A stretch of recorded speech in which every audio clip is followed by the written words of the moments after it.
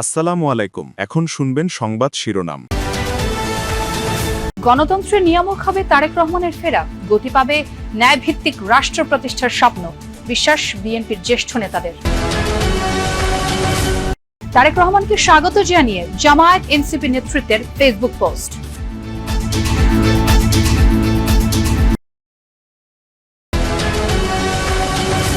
বিমানবন্দরে বসেই প্রধান উপদেষ্টার সাথে কথা বলেন বিএনপির ভারপ্রাপ্ত চেয়ারম্যান।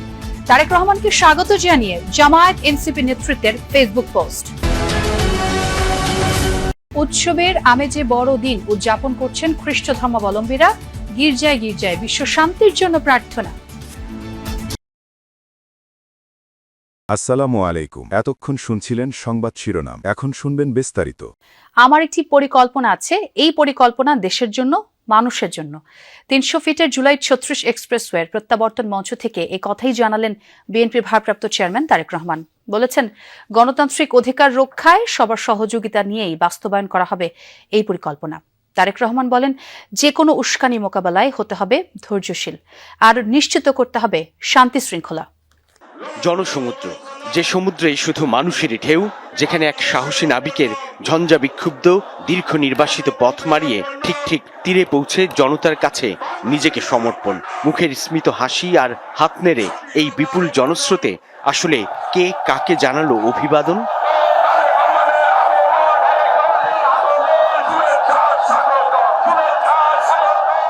পাহাড় থেকে সমতল, সারা দেশ থেকে ছুটে আসা এই ঢলের উপলক্ষ বিএনপির ভারপ্রাপ্ত চেয়ারম্যান তারেক রহমানের ঐতিহাসিক স্বদেশ প্রত্যাবর্তন।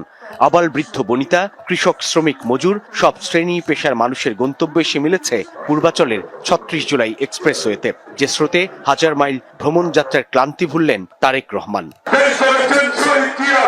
কে নেই এই মিছিলে? গণতান্ত্রিক আন্দোলনে নেমে যে নেতার ডাকে ঘর ছেড়ে গেরিলার মতো বনজঙ্গলে ফসলের মাঠে আশ্রয় নিয়েছিলেন, যে নেতার ডাকে মামলা আর গ্রেফতারের মুখোমুখি হতে দ্বিধা করেননি, সেই সব সাহসী মুখ এসেছে এখানে। গুম, খুন, নিপীড়নের মুখোমুখি হয়ে যে জনতা ভোটের অধিকারে ছিল সোচ্চার, সেই তাদের ভিড় তৈরি করেছে এই বিপুল জনারণ্য। নবী করিম সাল্লাল্লাহু আলাইহি ওয়াসাল্লামের ন্যায়পরায়ণতার আলোকে আমরা দেশ পরিচালনার সর্বোচ্চ চেষ্টা করব। যে রাজনীতির নির্মম পরিহাসে তারেক রহমানের দেশত্যাগ, সেই রাজনীতির টানেই ফিরেছেন। সেই মানুষের কাছে এসে তিনি নতজানু, আবেগাপ্লুত, কৃতজ্ঞ। প্রিয় মাতৃভূমিতে ১৭ বছরের বেশি সময় পর প্রত্যাবর্তনে তারেক রহমানকে স্বাগতম জানিয়েছেন জামায়াতের আমির ডাক্তার শফিকুর রহমান এবং এনসিপির আহ্বায়ক নাহিদ ইসলাম। তারেক রহমানকে স্বদেশে অভ্যর্থনা জানিয়ে দুজনই পোস্ট করেছেন সামাজিক মাধ্যম ফেসবুকে। জামায়াতের আমির তার ফেসবুক পোস্টে তারেক রহমানকে সপরিবারে দেশে ফিরে আসে স্বাগত জানান। এছাড়া তারেক রহমানের এই প্রত্যাবর্তনকে গণতান্ত্রিক লড়াইয়েরও একটি ইতিবাচক প্রতিফলন হিসেবে ব্যক্ত করেছেন জাতীয় নাগরিক পার্টির আহ্বায়ক নাহিদ ইসলাম। ফেসবুক পোস্টে তিনি আরও বলেন, হাজারো শহীদের রক্তদানের গণঅভ্যুত্থানে এমন প্রেক্ষাপট তৈরি হয়েছে যেখানে তারেক রহমান ও তার পরিবার দেশে ফিরে আসতে পেরেছেন। তারেক রহমানের নেতৃত্বে ফ্যাসিস্ট সরকারকে বিতাড়িত করা গেছে। এতদিন দূর থেকে নেতৃত্ব দিয়েছেন, এখন তার সরাসরি নেতৃত্বে গণতন্ত্র প্রতিষ্ঠা করবে বিএনপি। আর এমন মন্তব্য করেছেন দলের মহাসচিব মির্জা ফখরুল ইসলাম আলমগীর। তারেক রহমান ৩৬ জুলাই এক্সপ্রেসওয়ের সংবর্ধনা মঞ্চে পৌঁছানোর পর এই কথা বলেন তিনি। ততক্ষণে পুরো এলাকা পরিণত হয়েছে জনসমুদ্রে। ৩০০ ফিটের প্রশস্ত সড়কেও তিল ধারণের ঠাঁই ছিল না দিনভর। এলেন, দেখলেন আর জয় করলেন। বিএনপির ভারপ্রাপ্ত চেয়ারম্যান তারেক রহমানের দেশে ফেরাটা অবিস্মরণীয় হয়ে ওঠে নেতাকর্মীদের আবেগে, উচ্ছ্বাসে। বিমানবন্দর থেকে ৩০০ ফিট সড়কের মঞ্চ মাত্র ৫ কিলোমিটারের মতো দূরত্ব যেতে কেটে গেছে ৩.৫ ঘন্টা। পুরো পথেই চলেছে আবেগের মহাসমুদ্রে অবগাহন। স্লোগান আর ফুলের পাপড়িতে লেখা হলো তার স্বদেশ প্রত্যাবর্তনের গল্প। নিশ্ছিদ্র নিরাপত্তার চাদরে মোড়ানো থাকলেও নেতাকর্মীদের ভালোবাসার উষ্ণতা ছুঁয়ে গেছে তারেক রহমানকে। এ দৃশ্য কে দেখেছেন কবে? সম্ভবত একেই বলে রাজকীয় প্রত্যাবর্তন। বুলেট প্রুফ কাচে ঘেরা বাস, নিরাপত্তা বেষ্টনী নিশ্ছিদ্র, কিন্তু বাঁধভাঙা আবেগের কাছে সবই যেন উবে যায় কর্পূরের মতো। ঘড়ির কাঁটায় তখন দুপুর 12:30। অপেক্ষার দীর্ঘ প্রহর শেষে খুলে যায় হযরত শাহজালাল আন্তর্জাতিক বিমানবন্দরের ভিআইপি গেট। বেরিয়ে আসেন Tarique Rahman. Bulletproof SUV নয়, উঠলেন লাল সবুজ রাঙানো বাসে। গায়ে তার সবার আগে বাংলাদেশ। কার্গো গেট দিয়ে বেরিয়েই দেখলেন জনস্রোত। দিন মাস বছর গুণে যারা অপেক্ষায় ছিলেন প্রিয় নেতার। কণ্ঠে তাদের স্লোগান, আগমনী তারেক রহমানের। আজকের এই দিনটার অপেক্ষায় আমরা গত 17 বছর অপেক্ষায় ছিলাম। নেতা কর্মীদের মাঝে যে একটা আনন্দ, এটা ঈদের চেয়ে বেশি খুশি আমার। শুধু ঢাকা শহরে নয়, পুরো বাংলাদেশে আজকে তারেকের অপেক্ষায় মানুষ অপেক্ষা কিছু আছে। জসীমউদ্দিন এভিনিউ থেকে ইউটার্ন নিতেই গাড়িবহরের পিছু পিছু হাঁটতে শুরু করেন নেতাকর্মী সমর্থকরা।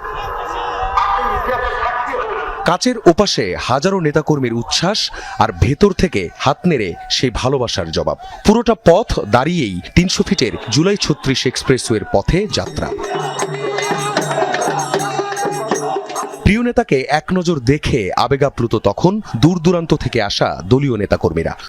লক্ষ লক্ষ মানুষ আজকে ঢাকার বুকে এসেছে, আমরা তাকে দেখতে এসেছি। জনগণের ভালোবাসা কোনো সীমানা মানে না। এত বেশি উচ্ছ্বাস, এত বেশি আনন্দ, সেটা আমরা ধরে রাখতে পারছি না। সেনাবাহিনী, বিজিবি, পুলিশ আর সিএসএফ এর কয়েক স্তরের নিরাপত্তা বলয় বাসের চারপাশ ঘিরে রেখেছিল বটে, কিন্তু জনস্রোত সামলাতে হিমশিম খেতে হয় তাদের। দীর্ঘ প্রতীক্ষার পর আমরা তাকে কাছে পাচ্ছি। আমরা বিএনপি সবাই উজ্জীবিত।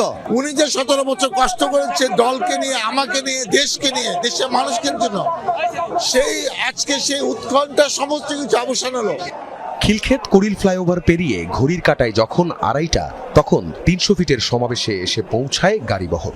রাজপথে তখনও চলছে তারেক রহমানের স্বদেশ প্রত্যাবর্তনের স্লোগান, উচ্ছ্বাস। আখলাকুস সাফা, যমুনা নিউজ, ঢাকা।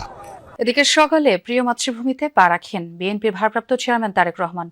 এক অবিস্মরণীয় আবেগঘন পরিবেশে সকালে 11:40 শাহজালাল আন্তর্জাতিক বিমানবন্দরে পৌঁছায় তাকে বহনকারী বিমান। নামার পর থেকেই অনেকটা আবেগ আর ভালোবাসায় ভাসছেন তারেক রহমান। বিএনপির নেতাকর্মীরা যেন অনেকটা কাছ থেকে দেখছেন তাদের স্বপ্নের সময়টুকু। বিমানবন্দরের বাইরে বেরিয়ে এসে হাঁটেন খালি পায়ে। দীর্ঘদিন পর নেন মাতৃভূমির মাটির স্পর্শ। আবেগ আপ্লুত তারেক রহমান এরপর চড়েন লাল সবুজ রঙের বাসে। পথে পথে লাখো মানুষের ভালোবাসায় সিক্ত হয়ে রওনা করেন 300 ফিটের সংবর্ধনা স্থলের দিকে। প্রতিদিনই বাংলাদেশ বিমানের ফ্লাইট নামে এখানে, কিন্তু এই ফ্লাইটটির জন্য যেন অপেক্ষার পালা শেষ হচ্ছিল না লাখো কোটি জনতার। তারেক রহমান আসছেন ঘোষণার পর থেকেই অধীর আগ্রহ সারা দেশের বিএনপির নেতাকর্মীদের। এই দৃশ্য দেখার জন্য ঠিক কত মানুষ টিভি সেট আর সোশ্যাল মিডিয়ায় চোখ রেখেছিলেন তা হয়তো একদিন গবেষণার বিষয় হবে। শুভ বড়দিন। গির্জায় গির্জায় চলছে বিশেষ প্রার্থনা। খ্রিস্ট ধর্মাবলম্বীরা আলোকসজ্জায় ঘর সাজিয়েছেন, আয়োজন করেছেন বাহারি পিঠা আর কেকের। বিশ্বের পাশাপাশি দেশের শান্তির জন্য প্রার্থনা হয়েছে উপাসনালয়গুলোতে। দেচকাও চার্চে বড়দিনের শুভেচ্ছা জানিয়ে